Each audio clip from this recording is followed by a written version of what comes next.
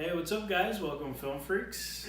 Let's show film fun and all things entertainment. I'm Jesse Galan. I'm Avi Flores. The giggling Avi Flores. I was making a silly face.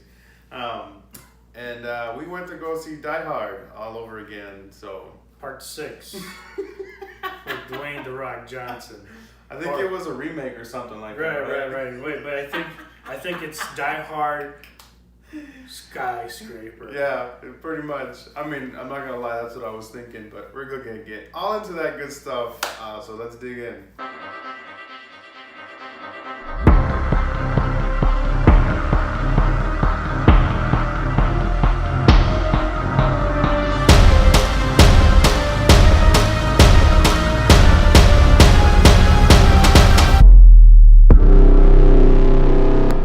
Okay, so yeah, we went to go see Skyscraper, Dwayne "The Rock" Johnson's latest movie.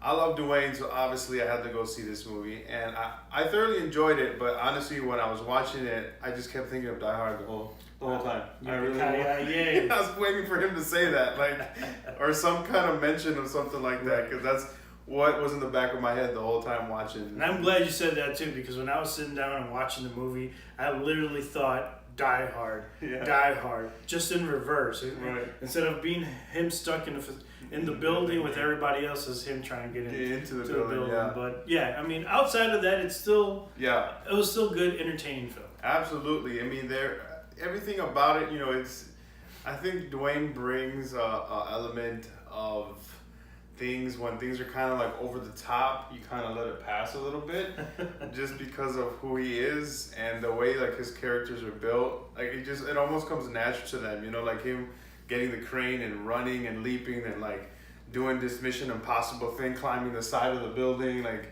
none of that was like, didn't ever really rub me the wrong way. No, I think part of that too, because his character was an FBI agent, and we saw him right away in the beginning of the movie wearing military stuff, full gear. Like you kind of, like you were saying, they give you enough information to allow your imagination to say, okay, he could totally pull this off. Right, exactly. Even though he was like, he only has one leg and the other one's attached, and somehow he can still do all that and not lose his prosthetic leg in the process. I mean, despite all that, I still I suspended my the realism and just enjoyed the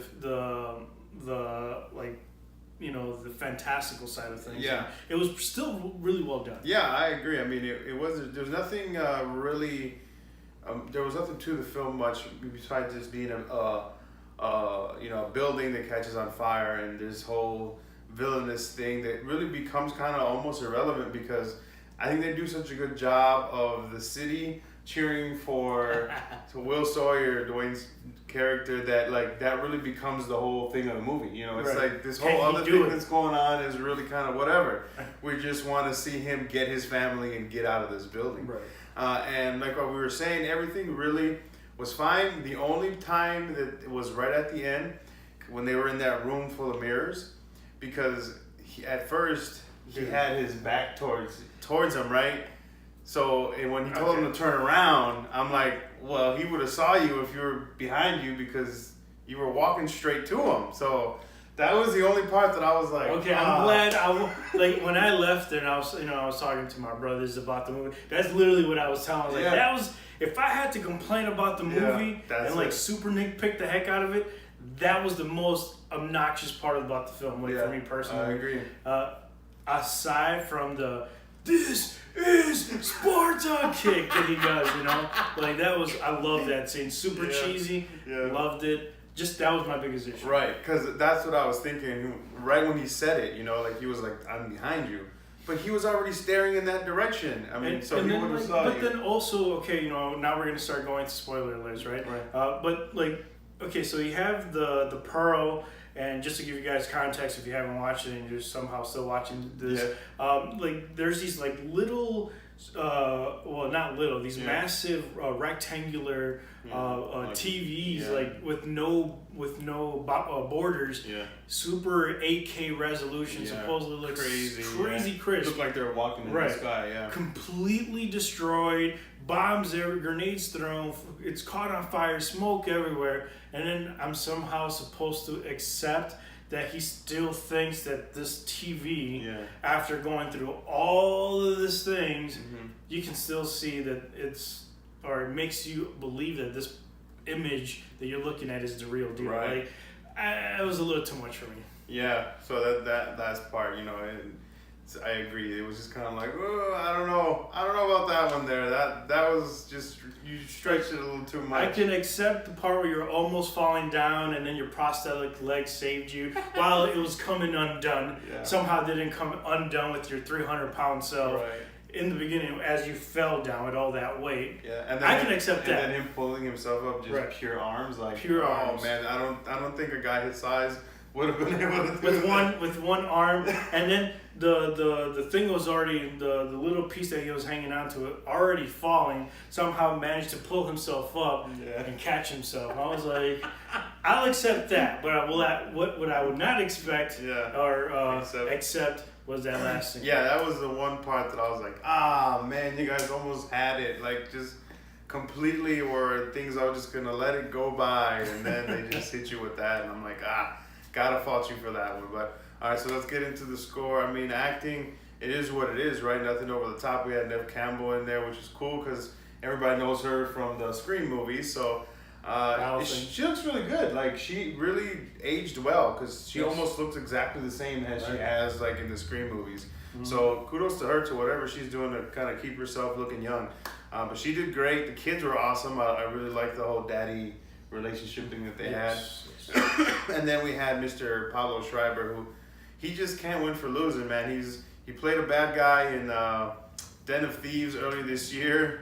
Didn't end for him well. And then here we have him trying to betray one of his good friends. Is this another Sean Bean? Or are you just going to die in everything you do? Yeah, exactly. And not so well. Didn't end for him well in this film either. So we good overall. You know, I'm going to give it a 3. Yeah. Same here. I'm going to give it a solid 3. I do have to say, as I was watching the movie, I couldn't help but to think back in the past throughout all his movies and his career in Hollywood career.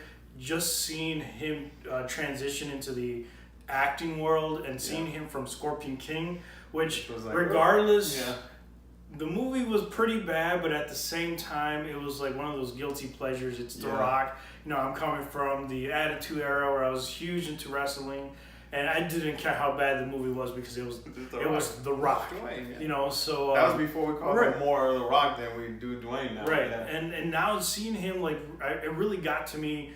The biggest thing that I took out of the film was his relationship with his kids. Yeah. Like, that's a massive improvement in acting. So, and even though with that massive improvement, the film as a whole, I'm still going to give it a solid 3. Yeah. But just kudos to Dwayne The Rock Johnson for stepping it up. Because I really was impressed. I mean, he's been carrying films now for a while, and he's doing well. I mean, I'm a big fan of his. You know, people can criticize him for whatever, but I'm big time Dwayne. And then story-wise, I mean, they had a lot of good little points there, little character moments, especially in the beginning, which was funny because it's exactly kind of how she saved the day with her just trying to reboot her phone and then playing that in there, and then right at the end she reboots the system, and you know, it was a little nod, a little haha. Those are little screenwriting nods that if you're a writer, you know how the rewards exactly is going to pay off. Yeah, so. And I agree too. Just the whole relationships with his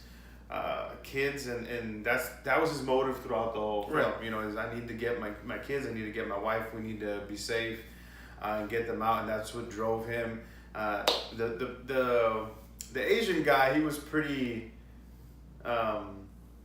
I guess like just the same. He was pretty serene throughout the whole film, and you know, them using that device, you know, as like the whole goal of what the enemies wanted. I mean, like I said, it was really here nor there, you know, and of what they were trying to get, and right at the end where they kind of tricked them, but yeah. So the plot. I mean, I'm just gonna go ahead and give it a 3 again because.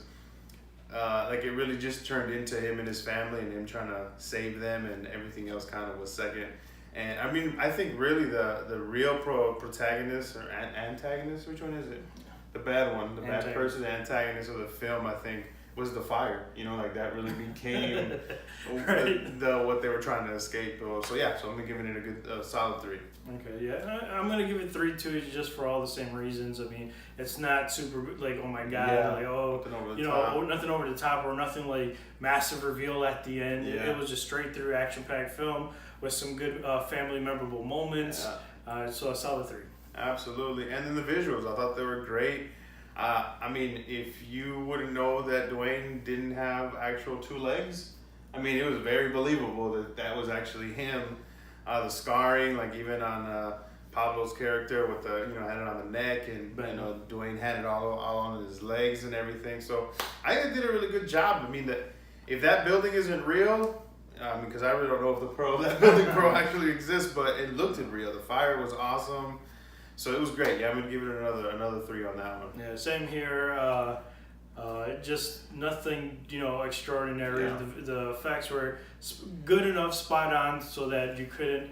I mean, it blended. Yeah. Like, you couldn't quite tell, but there were still areas that you could see Right. it was fake. And I mean, like, it's just one of those big action films that requires CGI. So, Exactly. I mean, I don't see him jumping off of a massive a crane from 200 stories up high, and and somehow Risking his life. Right. I mean, he's no Tom Cruise. Yeah. But